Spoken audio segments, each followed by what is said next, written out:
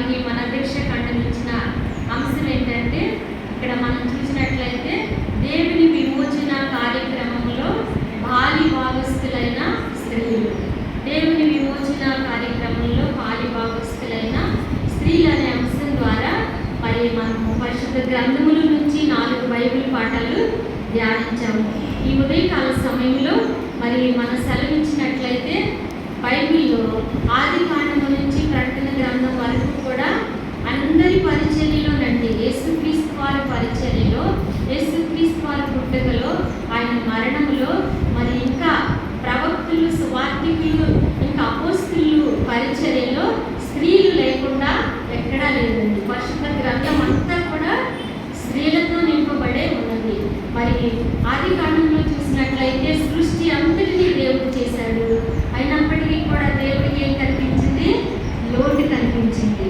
ఇంకా ఏదో కొరతగా ఉన్నది అని దేవుడు ఆలోచించి ఒక స్త్రీ నిర్మించినప్పుడు మాత్రమే సృష్టి సంతృప్తి మరి సంపూర్తి అయినట్లుగా మనం చూస్తున్నాము. అదేవిధంగా పరిశుద్ధ గ్రంథములు స్త్రీలకి చాలా ఆధిక్యతలు ఇచ్చారు దేవాది దేవుడు. ఇప్పుడు కూడా ఏం చేశారంటే విమోచన కార్యక్రమంలో అంటే అది చాలా భారమైనది, చాలా భారమైన పని అండి. విమోచించటము అంటే, విమోచన అంటే మరి ఒక బంధకాల్లో నుంచి, లేదా శ్రమల్లో నుంచి, లేదా అనారోగ్య పరిస్థితిలో నుంచి, ఇంకా ఏదైనా సమస్యలో నుంచి బయటికి తీసుకురావటం. ఆ విమోచన కార్యక్రమాల్లో మరి స్త్రీలను అక్కడ సపోర్ట్గా ఉంచారండి. ఆ స్త్రీలు చాలా గొప్ప కార్యాలు చేసినట్లు మనం చూస్తున్నాము. విమోచన అంటే విడుదల, రక్షించుట. పరిశుద్ధ గ్రంథాన్ని మనం పరిశీలించినట్లయితే పరిశుద్ధ గ్రంథములో 2 పాత నిబంధన, క్రొత్త నిబంధన అండి. పాత నిబంధనలో విమోచన అనేది యూదులకు మాత్రమే పాత నిబంధన కాలంలో మనం చూస్తామండి. ధర్మశాస్త్ర గ్రంథాలు 5 గ్రంథాలు మనం పరిశీలించినట్లయితే విమోచన ఎవరిలో నుండి వస్తుంది? యూదులలో నుంచే మాకు రక్షణ వస్తుంది. అంటే వారు ఏం నమ్మారంటే ఒక్క ఇశ్రాయేలీయులకు మాత్రమే దేవుడు విమోచనిస్తారు, ఇశ్రాయేలీయులకు మాత్రమే, యోధా జనాంగానికి మాత్రమే దేవుడు విడుదలనిస్తారని అక్కడ నిర్గమాకాండం మనం పాత నిబంధన కాలంలో చూస్తాము. అయితే కొత్త నిబంధనకు వచ్చేటప్పటికి మరి మనం చూస్తే యేసుక్రీస్తు వారు ఏమంటున్నారు? సర్వలోకానికి పాప విమోచన కావాలి. ప్రజలందరూ కూడా ఎలా ఉన్నారండి? పాపముతో నింపబడున్నారు. అందుకని అపోస్తలుడైన పౌలు హెబ్రీ పత్రికలు ఏమంటారంటే బలులు మరి మేకల యొక్కయు మరి ఎడ్ల యొక్కయు రక్తము పాప విమోచన ఇవ్వదండి. ఎవరు పాప విమోచన కలుగుతుందంటే పరిశుద్ధమైన రక్తాన్ని చిందించిన వారు మాత్రమే పాప విమోచనకి అర్హులు. మరి అక్కడ మనం చూసినట్లయితే ఇక్కడ మొదటి మరి పాత నిబంధనలో యూదులకి అని చెప్పారు, కానీ కొత్త నిబంధన కాలంలో సర్వలోకానికి కూడా విడుదల కావాలి, సర్వలోకానికి కూడా విమోచన కావాలి, సర్వలోకానికి కూడా పాప ప్రక్షాళన జరగాలి. అలా జరగాలంటే ఇక్కడ మన మొదటి వాక్యంలో మనం చూసినట్లయితే నిర్గమాకాండంలో మనం చూసినట్లయితే అక్కడ ఇశ్రాయేలీయుల విమోచన ఎలా జరగాలి? అసలు ఇశ్రాయేలీయులు ఉన్న బంధకం ఏంటి? వారు ఏ విధముగా బయటకు వచ్చారని మనం పరిశీలించినట్లయితే వారున్న బంధకం ఎలాంటిదండి? బానిసత్వ బంధకము. ఐగుప్తు దేశంలో వారందరూ కూడా యోసేపు గారు చనిపోయిన తర్వాత మరి అక్కడ ఐగుప్తు దేశంలో ఇశ్రాయేలీయులను మరి ఎరుకని రాజు ఒకరు వచ్చారండి. ఆ రాజు వచ్చిన తర్వాత ఇశ్రాయేలీయులందరికీ ఏమైందంటే చాలా శ్రమలు. నిర్గమాకాండం 1వ అధ్యాయంలో మనం చూసినట్లయితే 8వ వచనాన్ని పరిశీలించినట్లయితే అప్పుడు యోసేపుని ఎరుకని క్రొత్త రాజు ఐగుప్తును ఏలనారంభించెను. అతడు తన చెల్లెలతో ఇట్లనెను, ఇదిగో ఇశ్రాయేలు సంతతైన ఈ జనము మనకంటే విస్తారముగాను బలిష్టముగాను ఉన్నది. వారు విస్తరింపుకున్నట్లు మనము వారి ఎడల యుక్తిగా జరిగించుదము రండి. లేని ఎడల యుద్ధము కలుగునప్పుడు కూడా మన శత్రువులతో చేరి మనకు విరోధముగా యుద్ధము చేసి ఈ దేశంలో నుండి వెళ్ళిపోదరేమో. అంటే ఇశ్రాయేలు ఇస్రాయేలీలకు దేవుని వాగ్దానం ఉన్నది. దేవుడు ఏం చేశాడు? అబ్రహాముతో ఇస్సాకుతో వాగ్దానం చేశాడు. నా జనులను ఆకాశ నక్షత్రముల వలె చేస్తాను, ఇసుక రేణుల వలె చేస్తానని దేవాది దేవుడు వాగ్దానం చేశాడండి. వాగ్దానం చేసిన దేవుడు మాట తప్పని దేవుడు. ఆయన మరి వాగ్దానం చేశాడు, కానీ ఇశ్రాయేలీయులు ఎలా ఉన్నారు? బంధించబడి ఉన్నారు, బంధకాల్లో ఉన్నారు, కఠినమైన శ్రమలతో వారు కఠినమైన బానిసత్వంలో ఉన్నారండి. ఆ రాజు ఏం చేస్తున్నాడంటే వారిని పరిపాలిస్తున్నాడు, వారికి అనేకమైన శ్రమలు పెడుతున్నారు. ఎందుకంటే ఇశ్రాయేలీయులు ప్రబలిపోతున్నారు. ఒకవేళ మన శత్రువులతో కలిసి వారు యుద్ధం చేసి ఈ దేశం నుంచి వారు వెళ్ళిపోతారేమో. అంటే రక్షించబడిన వారు, దేవుని చేత మరి పాప క్షమాపణ పొందిన వారు, మారు మనసు పొందిన వారు ఒక దేశంలో ఉంటే ఆ దేశం ఏమవుతుంది? ఆశీర్వదించబడింది, ఆ దేశము అభివృద్ధి పడింది. మానవుని జీవితంలో కూడా నిజంగా తండ్రి గారు రక్షించబడితే, తల్లిగా రక్షించబడితే దేవాది దేవుడు ఇస్సాకుతో మాట్లాడుచున్నాడు, నీ తండ్రి అయిన అబ్రహామును బట్టి నేను నిన్ను ఆశీర్వదిస్తాను. ఇక్కడ రక్షించబడిన వీరు ఉన్నారు కాబట్టి వారి కష్టార్జితము మరి ఐగుప్తు దేశానికి అవసరం. అంతేకాదండి, వారి పితరుల దేవుడు అబ్రహాము, ఇస్సాకు, యాకోబుల దేవుడు నిజమైన దేవుడు. ఆయన ఆశీర్వదించే దేవుడు, ఆయన స్వస్థపరిచే దేవుడు, ఆయన మాట తప్పని దేవుడు. ఆ దేవుని నమ్ముకున్న ఈ ప్రజలు ఐగుప్తు దేశంలో ఉంటే మన దేశం ఆశీర్వదించబడింది, మన దేశము అభివృద్ధి పడద్దని ఆ రాజు ఏం చేశారంటే వారిని కఠినంగా శిక్షించి ఇక్కడే ఉంచాలి. వారిని బయటికి పంపించడానికి వీల్లేదు. అలాంటి పరిస్థితుల్లో వారు ఏం చేశారంటే దేవా మరి ఒక్కసారి వాళ్ళు ఆలోచించవచ్చు, ఏంటి దేవుడి వాగ్దానం ఏమైపోతుంది? మరి యోసేపు చనిపోయారు, దేవుడైతే వాగ్దానాన్ని ఇచ్చారు, మనమైతే బంధకాల్లో ఉన్నాము, మనం ఎప్పుడు ఎలా విడిపించబడాలి అని వాళ్ళు ఒక్కసారి యోచన చేసి ఆలోచించి వారి పితరుడైన అబ్రహాము, ఇస్సాకు, యాకోబుల దేవుని మరి జ్ఞాపకం చేసుకున్నారండి. మానవుడి జీవితంలో కూడా మనం అనుకోవచ్చు, ఇవన్నీ కూడా మనకి ఎలా ఉన్నాయి? కొరింథీ పత్రిక, మొదటి కొరింథీ పత్రిక 10వ అధ్యాయంలో మనం చూస్తే ఇవన్నీ కూడా మనకు దృష్టాంతములుగా ఉన్నవంటండి. మేలు చేసిన వారు ఏ మేలు దీవెనలు పొందుతున్నారు, కీడు చేసిన వారు మీదకి ఎలాంటి శాపాలు వచ్చినవని పరిశుద్ధ గ్రంథంలో మనకి బయలుపరచబడి ఉన్నది. ఇక్కడ కూడా ఈ బానిసత్వంలో ఉన్న వారందరూ కూడా ఒక్కసారి దేవాది దేవునికి మొరపెట్టడానికి వారు ఏకీభవించారు. వారి మనస్సులన్నీ కూడా మనం పరిశుద్ధ గ్రంథం నిర్గమాకాండంలో చూస్తే ఇశ్రాయేలీయులందరూ కూడా వారి శత్రువులకి మరి అన్ని లక్షల మంది ఒక్క జనముగా చూపించారంట దేవుడు. అంటే వారిలో అంత ఐక్యత వచ్చింది. ఎప్పుడంటే వారు బాధపడినప్పుడు, వారు శ్రమ పడినప్పుడు, వారికి శోధనలు వచ్చినప్పుడు దేవుడు జ్ఞాపకం చేస్తున్నారు. వారు మానవుని జీవితంలో కూడా మన కుటుంబంలో ఏదైనా శోధన వచ్చినప్పుడు, ఏదైనా బలహీనత వచ్చినప్పుడు, లేదా తట్టుకోలేని శ్రమ వచ్చినప్పుడు, అనారోగ్య పరిస్థితి వచ్చినప్పుడు మనం ఏం చేస్తామంటే సహజంగా మనకు తెలియకుండానే దేవాది దేవుని మనము ఆధారపడతామండి. ఇక్కడ కూడా ఇశ్రాయేలీయులందరూ కూడా మరి దేవునికి ప్రార్థన చేయడానికి వారు ఏకీపించారు. వారందరూ ప్రబలుతున్నారంట. ఈ 2వ అధ్యాయం 23వ వచనాల్లో మనం చూసినట్లయితే, నిర్గమాకాండం 2వ అధ్యాయము 23వ వచనాన్ని మనం పరిశీలించినట్లయితే, అలాగే అనేక దినములు జరిగిన మీదట ఐగుప్తు రాజు చనిపోయారు. ఇశ్రాయేలీయులు తాము చేయించిన వెట్టి పనులను బట్టి ఈ తూర్పులు విడిచుచు మొరపెట్టుచుండగా తమ వెట్టి పనులను బట్టి వారు పెట్టిన మొర దేవుని ఎదురుకు చేరేను. కాగా దేవుడు వారి మూలికలను విని అబ్రహాము, ఇస్సాకు, యాకోబులతో తాను చేసిన నిబంధనను జ్ఞాపకం చేసుకున్నాడు. ఇశ్రాయేలీయులు పలుమార్లు, ఇశ్రాయేలు చరిత్ర అంతా మనకు తెలుసు. వాళ్ళ గురించి కూడా దేవుడు వారిని ఆదుకోవటము, మరలా వెంటనే వారి దేవుణ్ణి మర్చిపోతూ ఉంటారు.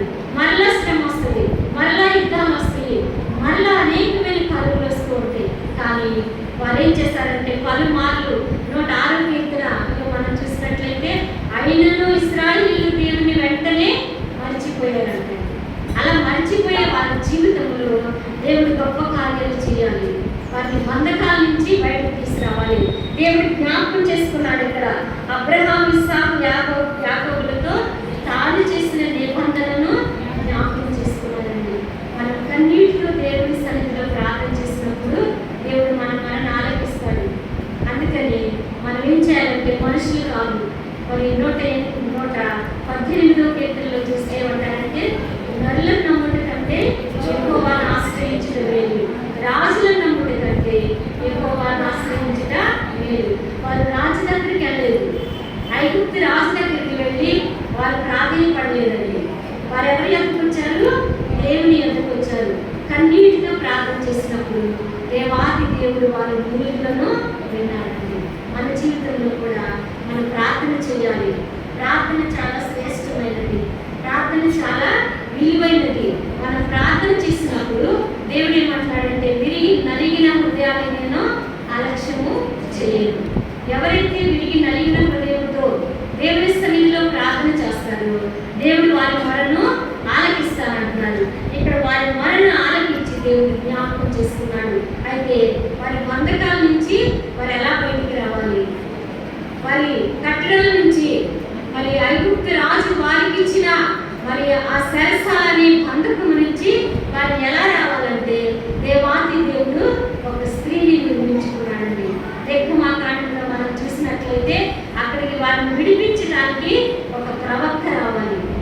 ఆ ప్రవక్త ఒక స్త్రీ గర్భం నుంచి రావాలండి. కానీ ఆ రోజు ఆనాటి కాలంలో ఎలా ఉన్నదండి, చాలా కఠినమైన మరి కట్టడలు. ఇశ్రాయేలీయులందరికీ కూడా చాలా కఠినమైన కట్టడలు ఇచ్చాడు రాజు.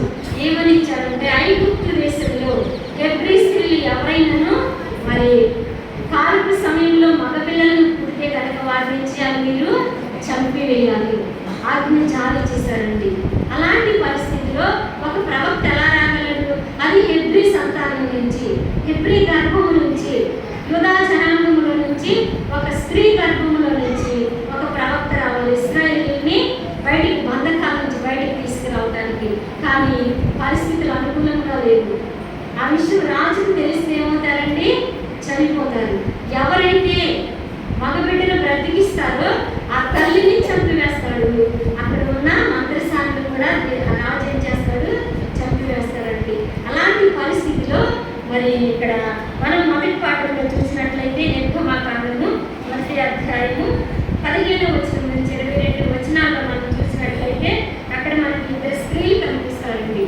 ఆ 2 స్త్రీల కన్నా ముందు దేవుడు ఎవరిని ఏర్పరచుకున్నారు? మోషే తల్లి అయిన యెహోవేదుని ఏర్పరచుకున్నారండి.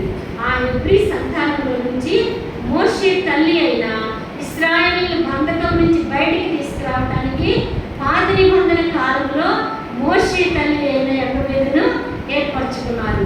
యూదా జనాంగాన్ని బంధకంలో నుంచి తీసుకురావడానికి, సర్వలోక పాప పక్షాలను జరగాలంటే కన్య మరియను దేవుడు కొత్త నిబంధనలో యేసుక్రీస్తు వారి గర్భాన్ని మోసిన కన్య మరియను ఏర్పరచుకున్నారండి. యూదా జనాంగం మాత్రమే పాత నిబంధన కాలంలో రక్షణ అందుకున్నారు. కానీ ఇక్కడ యేసుక్రీస్తు వారు ఏమంటున్నారంటే, నేను సర్వలోకాన్ని కూడా స్వార్థ ప్రకటిస్తాను, ఒక్క ఆత్మ కూడా నశించడం దేవునికి ఇష్టం లేదండి. ఇక్కడ యెహోవేదుని దేవుడు ఏర్పరచుకున్నారు. యెహోవేదు మోషే యొక్క తల్లి. ఆమె గర్భము ధరించి కాన్పు సమయంలోకి వచ్చేటప్పటికి మరి అక్కడ హెబ్రీ స్త్రీలను పిలుస్తున్నాడు. ఇక్కడ రాజు పిలిచి 16వ వచనాన్ని మనం పరిశీలించినట్లయితే, నిర్గమాకాండం 1వ అధ్యాయము 16వ వచనం, మీరు హెబ్రీ స్త్రీలకు మంత్రసాని పని చేయొచ్చు, వారిని కాన్పు పీటల మీద చూచినప్పుడు మగవాడైన ఎడల వారిని చంపుడి, ఆడదైన ఎడల దాన్ని బ్రతకనీయడని వారితో చెప్పారండి. పాత నిబంధన కాలంలో మోషే ఎంత ఇంపార్టెంట్ యోధా జనాంగానికి, కొత్త నిబంధన కాలంలో ప్రపంచం అంతటికీ కూడా యేసుక్రీస్తు వారు కూడా అంతేనండి. యేసుక్రీస్తు వారు పుట్టిన తర్వాత కూడా ఏం జరిగింది? హేరోదు రాజు ఏం చేశాడు?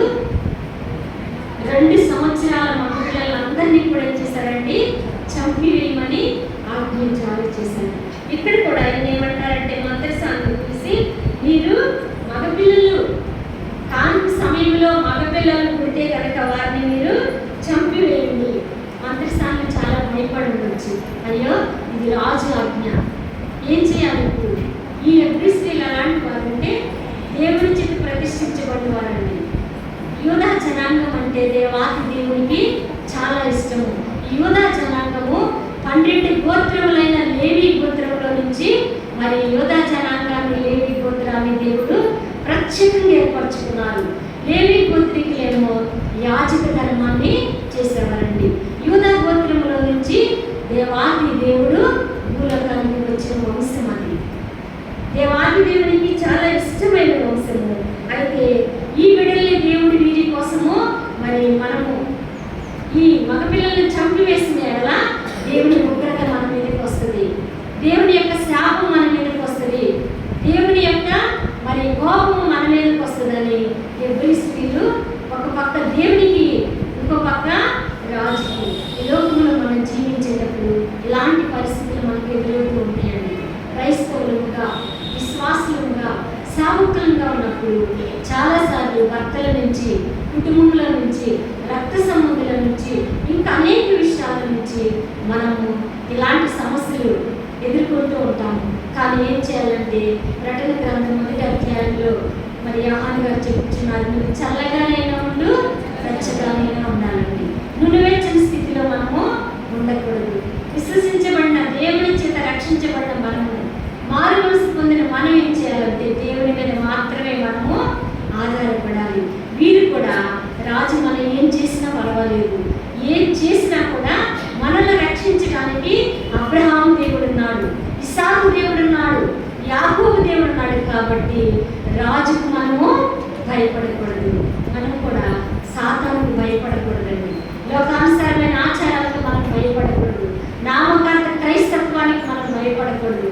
మనుషులు మనం ఏదో చేస్తారు, ప్రార్థన చేస్తే లేదా క్రైస్తవులుగా నీతి న్యాయదార్థతలతో జీవిస్తే, క్రీస్తు నామాన్ని అన్ని జనుల మనం ప్రకటిస్తే మనం హేళన అవుతామేమో అని మనం ఆలోచించకూడదండి. మనం ఏం చేయాలి, ఎవరు అన్ని జనుల మధ్య క్రీస్తు నామాన్ని ప్రకటిస్తారో వారిని దేవుడు ఏం చేస్తాడు, పరలోకములో దూతల వలె ఉంచుతాడంటండి. ఇక్కడ కూడా హెబ్రీ స్త్రీలైన వారు ఏం చేశారంటే రాజుకు భయపడలేదు, లోకానికి భయపడలేదండి, వారు దేవునికి భయపడినట్లుగా ఉన్నారు. మొదటిగా మనం చూసినట్లయితే హెబ్రీ స్త్రీలు దేవునికి భయపడ్డారండి. దేవునికి భయపడినప్పుడు దేవుడు ఏం చేశాడంటే వారిని ధైర్యపరిచారు, వారిని ముందుకు నడిపించారు. చాలా తెలివిగా వారికి తెలుసు. రాజు వారిని అడిగినప్పుడు మరి వారు ఎలాంటి సమాధానం చెప్పారంటే అక్కడైతే ఆ మంత్రస్థానంలో హెబ్రీ స్త్రీలు ఐగుప్తు స్త్రీల వంటి వారు కాదు, వారు చురుకైన వారు. స్త్రీలైన వారు ఎలా ఉండాలండి, యుక్తితో ఉండాలి, జ్ఞానంతో ఉండాలి, చురుకుగా ఉండాలి, తెలివిగా ఉండాలండి. ప్రతి మాట ఎవరు చెప్తే వారి మాట వినకూడదు. మరి చాలా స్త్రీలైన వారు 3 ప్రాముఖ్యమైన విషయాలు మన మనసులో ఉంచుకోవాలండి. మన జీవితంలో కనుక అవి మనం పాటిస్తూ ఉంటే మనకు శోధనలు రావండి. మొదటిగా ఏం చేయాలంటే స్త్రీలైన వారు మరి ఎక్కడ విన్నా మాట అక్కడ మర్చిపోవాలండి. రెండవదిగా ఏం చేయాలంటే ఎప్పుడు చేయవలసిన పనులు అప్పుడు చేయాలి. ఎస్తేరు ఎప్పుడు చేసిందంటే సమయోచితమైన జ్ఞానంతో తాను చేసే పనిని చేసిందండి. మూడవదిగా మనం ఏం చేయాలంటే మరి దేవునికి భయపడాలి, దేవుని సన్నిధిలో ప్రార్థన చేయాలండి. ఎవరి విషయాన్ని మనం బయట పెట్టకూడదు, ఎవరి బలహీనతల్ని మనము బయట పెట్టకూడదండి, అది చాలా పాపము. మరి మనం అలాంటి పరిస్థితిలో ఎప్పుడైనా సరే మనము మన నోటిని జాగ్రత్తగా ఉంచుకున్నప్పుడు మన మీదకి ఎలాంటి శోధనలు కూడా రావు, ఎలాంటి శ్రమలు కూడా మనకి రావండి. ఇక్కడ కూడా వారు ఏం చేశారంటే సమయోచితమైన జ్ఞానంతో వారు చాలా తెలివిగా, రాజుగారు అడిగినప్పుడు చాలా తెలివిగా చెప్పుచున్నారు. ఏమని, హెబ్రీ స్త్రీలు చురుకైన వారయ్యా. చాలామంది స్త్రీలని వారి వెంటనే ఎవరైనా చెప్పినప్పుడు ఎవరైనా సరే సేవకులు అవ్వచ్చు, విశ్వాసులు అవ్వచ్చు, పై అధికారులు కావచ్చు, తోటి పోలీసు కావచ్చు, ఎవరైనా సరే ఏదైనా చెప్పినప్పుడు మనం ఏం చేయాలి, ప్రార్థన చేసుకోవాలి. ప్రభా ఇది కరెక్టా కాదా, ఏంటి ఇలా చెప్పుచున్నారు, దీనివల్ల నా కుటుంబంలో సమస్యలు వస్తాయా, భార్యాభర్తల మధ్య అలజడులు వస్తాయా. ప్రతి కుటుంబంలో కూడా సమస్యలనే ఉంటాయి, అలజడులనే ఉంటాయి, గొడవలనే ఉంటాయి. కానీ మనం ఏం చేయాలి, మనం చాలా జాగ్రత్తగా మనం ప్రార్థన చేసుకోవాలి. ప్రత్యేకంగా క్రైస్తవులైన వారు, విశ్వాసులైన వారు అన్ని బ్యాలెన్స్ చేసుకోవాలండి. నేను ఉద్యోగం చేస్తున్నాను కదా, నేను ఇంటిలో పనులు చేయను, లేదా నేను ఉద్యోగం చేస్తున్నాను కదా, నేను మరి ప్రార్థనకి వెళ్ళను, నాకు అన్నీ తెలుసు కదా అన్నట్టు మనం ఉండకూడదండి. అవసరం లేనప్పుడు కూడా నేను ఎంతో పని చేస్తున్నాను కదా, నేను భర్త మాట వినను, లోబడను, ఇలాంటివన్నీ కూడా మనం తీసివేసుకున్నప్పుడు మన కుటుంబాలు సమాధానంతో ఉంటాయి, శాంతితో ఉంటాయండి. ఇక్కడ చాలా తెలివిగా చెప్పి స్త్రీలు ఐగుప్తి స్త్రీలు వంటి వారు కాదు, రాజుకి తెలివిగా సమాధానం చెప్తున్నారు. ప్రతి స్త్రీ కూడా చాలా తెలివితో ప్రార్థన చేసుకోవాలి. ప్రార్థన చేసుకొని మనం అడగాలి, ప్రభా సముచితమైన జ్ఞానాన్ని మాకు దయచేయి, ఈ కుటుంబాన్ని మాకు అప్పు చెప్పావు, ఈ సంఘాన్ని మాకు అప్పు చెప్పావు, లేదా ఈ బిడ్డల్ని మాకు అప్పు చెప్పావు, రక్షణ లేని భర్త నాకు ఇచ్చావు, లేదా మారు మనసు లేని భార్య నాకు ఇచ్చావు అని దేవుని సన్నిధిలో మనము ప్రార్థన చేసినప్పుడు దేవుడు మనకి సహాయం చేయడానికి ఆయన మన ప్రార్థన ఆలకిస్తాడు. ఇశ్రాయేలు మూలికలు విని అక్కడ ఏం చేశారంటే మోషేని బ్రతికించాడు దేవుడు. మంత్రసానులు మొదటిగా దేవునికి భయపడ్డారు, రెండవదిగా రక్షించబడిన వారిని గురించి ఏం చేశారండి, మంచి సాక్ష్యం చెప్పారు. ఎప్పుడైతే వారు మంచి సాక్ష్యం చెప్పారో దేవుడు ఏం చేశారంటే నిర్గమాకాండము 1వ అధ్యాయము మరి 21వ వచనాన్ని మనం పరిశీలించినట్లయితే ఆ మంత్రసానులు దేవునికి భయపడినందున ఆయన వారికి వంశాభివృద్ధి కలుగు చేశాడండి. వంశము ఆ మంత్రసాని యొక్క వంశం ఏం చేశాడు, దేవుడు అభివృద్ధి పరిచాడు, ఆశీర్వదించాడు. మొదటి పాఠంలో మనం చూసినట్లయితే మరి ఇశ్రాయేలు బంధకం నుంచి బయటకు తీసుకురావడానికి 5 స్త్రీలను అక్కడ ఏర్పరచుకున్నారు. మొదటిగా మోషే తల్లి అయిన మరి యొకెబెదును ఏర్పరచుకున్నారు.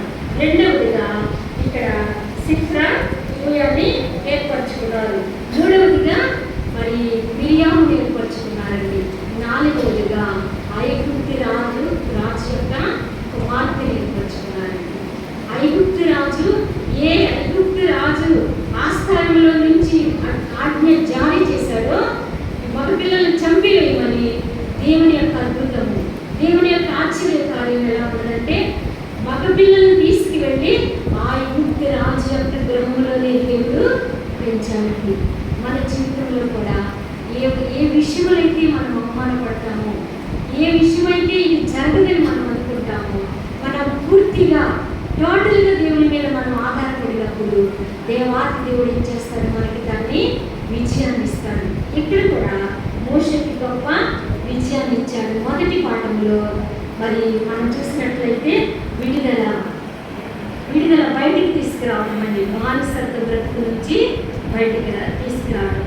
మొదటిగా ఐగుప్తీయులు బానిసత్వం నుంచి బయటకు తీసుకొచ్చారండి. ఎక్కడంటే నిర్గమాకాండంలో మనం చూసినట్లయితే 12వ అధ్యాయము మరి 20వ వచనాన్ని మనం పరిశీలించిన 40వ వచనంలో పరిశీలించినట్లయితే ఇశ్రాయేలీయులు అందరూ కూడా మరి ఐగుప్తు నుంచి బయటకు వచ్చినట్లుగా మనం చూస్తున్నాము. రెండవదిగా లూకాసు వార్తలో మనం చూస్తే 9వ అధ్యాయం 31వ వచనంలో యెరూషలేములో జరిగే కార్యక్రమాన్ని బట్టి, అంటే యెరూషలేము ప్రాంతంలో జరిగే కార్యక్రమాన్ని బట్టి దేవాది దేవుడు అక్కడ మాట్లాడుతున్నాడు. ఏమనంటే మానవాళ్ళందరూ పాప బంధకాల్లో చిక్కుబడి ఉన్నారు, శాపంతో చిక్కుబడి ఉన్నారు. వారందరి కోసం ఇక్కడ ప్రాణాన్ని అర్పిస్తాను. సర్వలోక మానవాళ్ళందరి కోసము దేవాది దేవుడు మరి ఏకైక కుమారుడిని పాప బంధకాల నుంచి విడిపించడానికి కన్య మరి ఏర్పరచుకున్నట్లుగా మనం చూస్తున్నామండి. రెండో పాఠంలో మనం చూసినట్లయితే మరి అపోస్తలుడైన పౌలు రోమపత్రిక 16వ అధ్యాయము మరి 1 నుంచి 16 వచనాలు మనం గమనించినట్లయితే అక్కడ మనకి కొంతమంది స్త్రీలు కనిపిస్తారండి. అక్కడ మరి పౌలు గారు వారికి కృతజ్ఞతలు తెలియజేస్తున్నారు, వందనాలు తెలియజేస్తున్నారు. ఎందుకంటే ఆయన పరిచర్యలో, ఆయన స్వార్థ సేవలో అనేక మంది ఆయనకు సహాయం చేశారండి.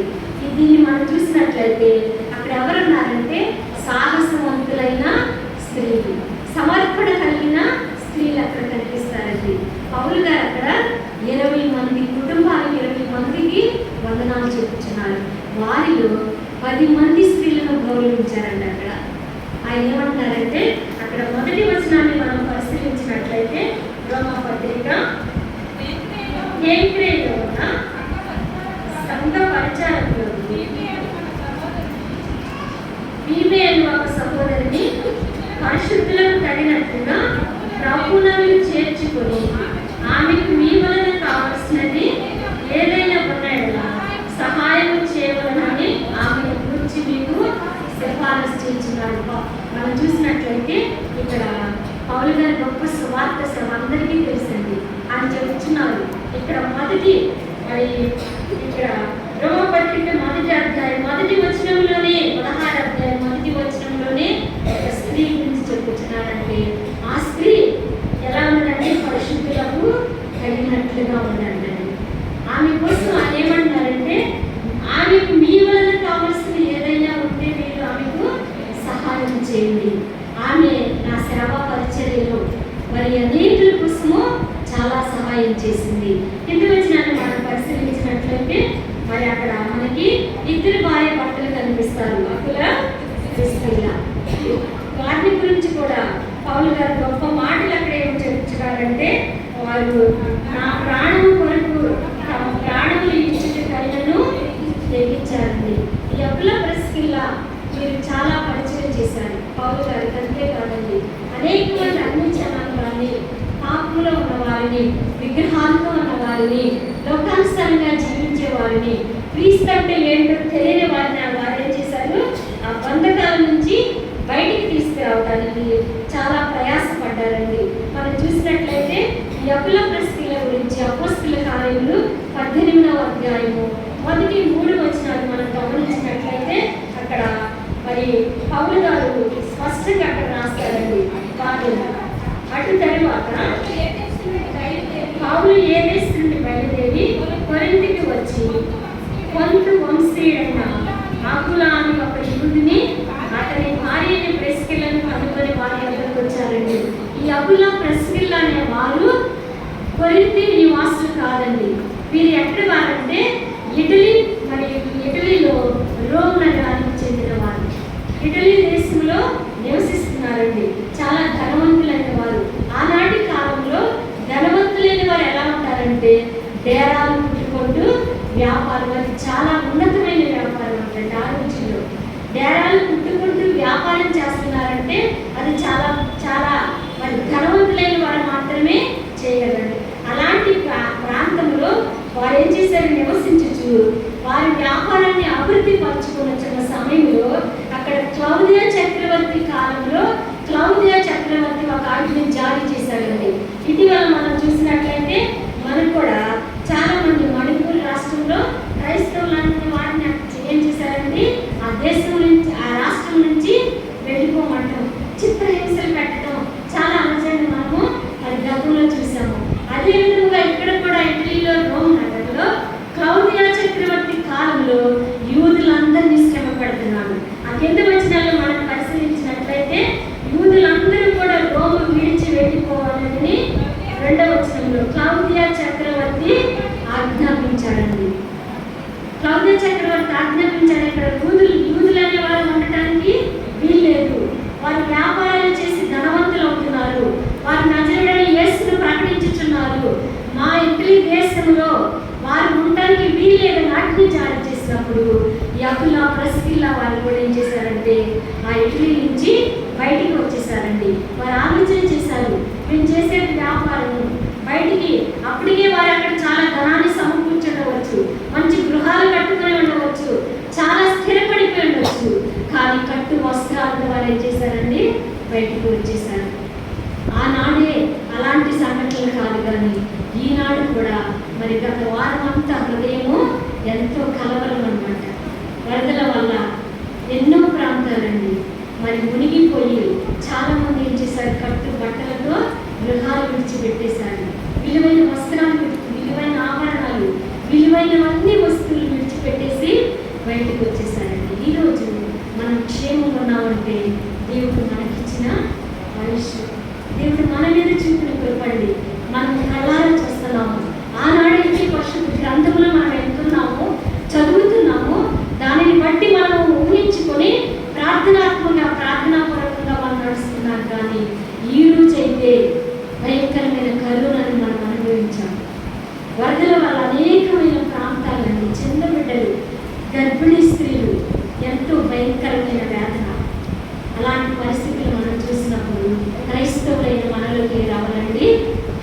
ప్రతిస్పందన రావాలి. ఇక్కడ కూడా అప్పుల ప్రశ్నలు బయటకు వచ్చేసారండి. ఎక్కడ నివసించాలో తెలియదు, ఏం చేయాలో తెలియదు, రిక్త హస్తాలతో బయటకు వచ్చారు. అయితే వారికి ఆలోచన ఏంటంటే కొరింథీ ప్రాంతానికి వెళితే అది వ్యాపార స్థలము, వాడలు అక్కడికి వచ్చే స్థలము, సముద్రం ప్రక్కన ఉంది కాబట్టి అక్కడికి వెళితే ఇదే వ్యాపారం మనం చేసుకొని బ్రతకొచ్చని కొరింథీ దగ్గరికి వచ్చారండి. కొరింథీకి వచ్చారు. కొరింథీ ప్రాంతంలో నివసిస్తున్నప్పుడు మరి అదే ప్రాంతానికి అపోస్తలుడైన పౌలు గారు వెళ్ళినప్పుడు పౌలు గారికి భర్తగా వచ్చినప్పటికీ కూడా వారు ఏం చేశారంటే పౌలు గారికి ఎంతో సహాయం చేశారు.